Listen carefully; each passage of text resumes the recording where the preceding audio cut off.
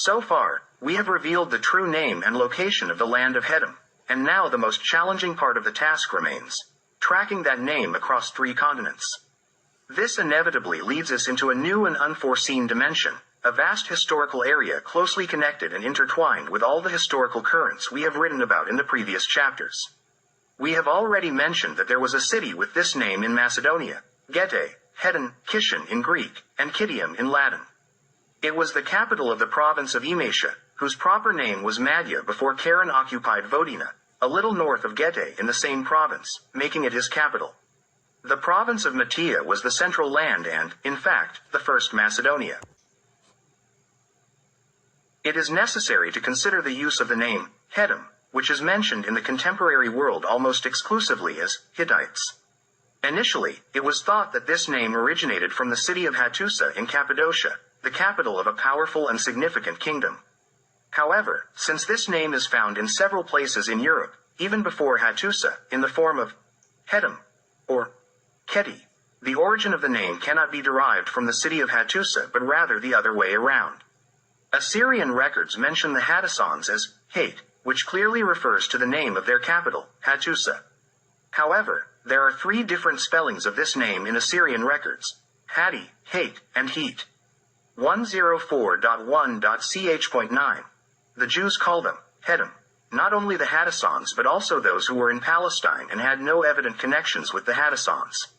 As we have already noted, due to the ambiguity of the Hebrew script, Hetim is read as Hittim. From this misreading of the Hittite name, Western writers, in more recent times, have created a new form of that name, Hittites. Vadel explains it like this: the Jews call the Hittites Heth or Hit and speak of them as a ruling race in Phoenicia and Palestine at the time when Abraham came here. They added the Latin ending ite to the Jewish form Hit, and thus got Hittite. 99. Ch.8. Indeed, the name Hittites is a 20th century creation, and such a name is not found anywhere in history. Even at the end of the 19th century, in the West, the names Hethi and Hethian were used until they were replaced with Hittites. The term Hittites is not only incorrect but also deviates from the true name, making it more challenging to establish historical truth. In the first volume of the History of the Serbs, we use the name Hatti for the Cappadocian kingdom, as mentioned in Assyrian records, based on the main city Hattusa. We will retain this name because it is accurate when referring to the Cappadocian state. In all other instances, beyond the reach of that state, we will use the name Heti or Geti. This allows us to distinguish between the Hatti in Asia Minor and the Geta in Europe, or Hetta in the Middle East and Asia. During Nino's campaign, the Serbs from the Helm Peninsula occupied Cappadocia and subjugated the indigenous people of a distinct race, neither Aryan nor Semitic, known as the Hurrians or Hurrites. Piran states, in Asia Minor, newcomers mingled with the indigenous people, the Hittites, from whom they adopted the name and laid the foundations of a powerful military feudalism. This movement brought the Hyksos to Egypt. 48th chapter, 82nd page. The Egyptians referred to the Hyksos as Hegau Kasisha, meaning foreign leaders. The main cities of the Hyksos in Egypt were Sarbar and Vido, Abaris, and Abydos, in Greek records. The Serbs left only one ruling class in their capital, Hattusa, and continued eastward. They brought along a portion of the Hurrians as their auxiliary warriors.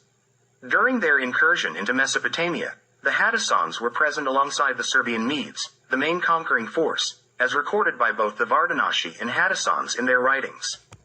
Leopold Messerschmidt says, around the year 2000 BCE, the Hittite tribes were expected to intrude, and they were to conquer Syria and Mesopotamia, 98th page, 12th paragraph. John Garstang also states, the Hittites conquered Babylon in 1925 BCE, and this information is found in the records of both Messerschmidt and Garstang. The ruling dynasty in Babylon was overthrown, and a new dynasty from the maritime people took control.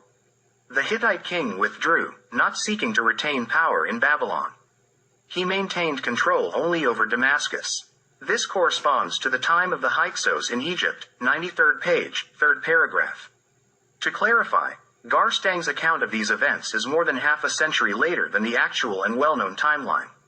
However, regarding the dates, various assumptions have been made, so that aspect should not be dwelled upon too much. Everything else is accurate. The Hittites followed the Assyrian campaign into Mesopotamia, and after its conquest, they retreated. Other peoples, primarily Arabs who acted as Assyrian allies, took their place and continued eastward. As for the mention of the dynasty from the maritime people, it is essentially accurate in terms of origin. However, Garstang used a term that appeared much later, during a time when Serb tribes were attacking Egypt and the lands of the Middle East, coming across the sea and relying on Crete as their stronghold. Among these tribes of the maritime people, Serbs, referred to as Serbs, in Egyptian records, played a significant role. The Vardanashi knew that the attack on Mesopotamia came from the land of the Hittites, and they recorded it as such. It is plausible that they did not discover the origin of the campaign for a long time.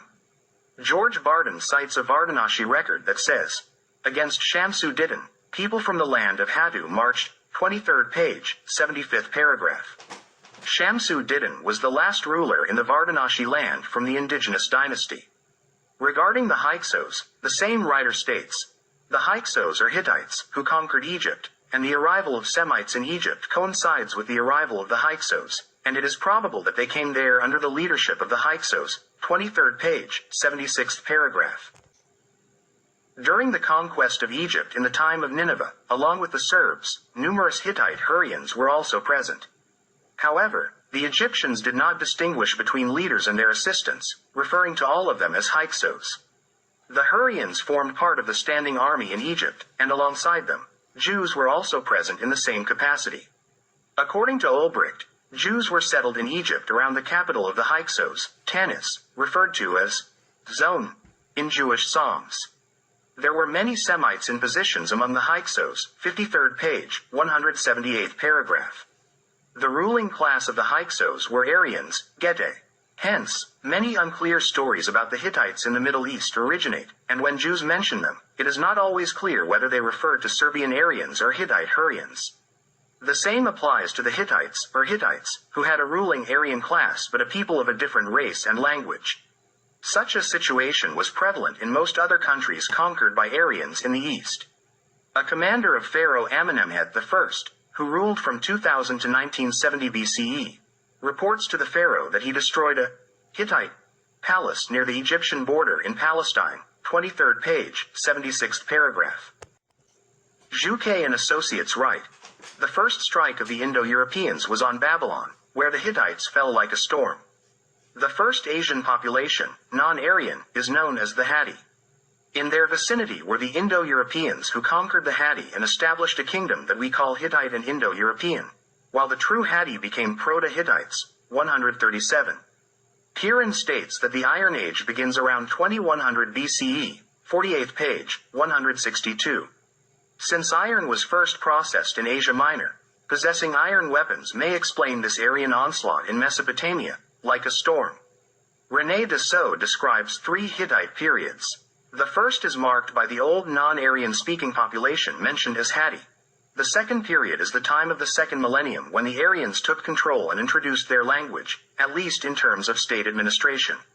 It was during this time that the Great Hittite Empire was established, divided into the Old Empire from around 1800 to 1650 BCE and the New Empire from 1450 to 1200 BCE. The third period is the time after the collapse of the Hittite Empire, when a Neo-Hittite kingdom existed in northern Syria, lasting for about 5 centuries, preserving Hittite enlightenment and pictographic writing, 95th page, 334. Regarding the Hittites, René Grousset states, "The Hatti, as is known, were a mixed people who settled on the plateau of Asia Minor, in Cappadocia, alongside the indigenous people of Anatolia, over whom they gained dominance around 2000 BCE as a conquering Indo-European nobility. They were the Hittite kings of the 15th century, as records found in their capital Hattusa, which is the Pteria of Greek geographers, modern-day Boghazköy, tell us, and they introduced future Armenia into significant history." 87th page, 44th paragraph. Jacques Piron believes that the destruction of the first Troy occurred precisely when the Hittites invaded Asia Minor, 48th page, 161. Ramses says, "I assume that the Hattians or Hittites were not originally Anatolian inhabitants but a conquering tribe that came from the northeast or the Hellespont Peninsula. In my opinion, if I dare to specify, they probably came from this latter direction, 76th page, 8th paragraph. In connection with this, Olbracht states, around 1800 BCE, Western Asia Minor was primarily inhabited by a people who called themselves Hatu, and who are called Proto-Hittites to distinguish them from another Hittite people who came later, spoke an Indo-European language, and called themselves Nasi or Nesi.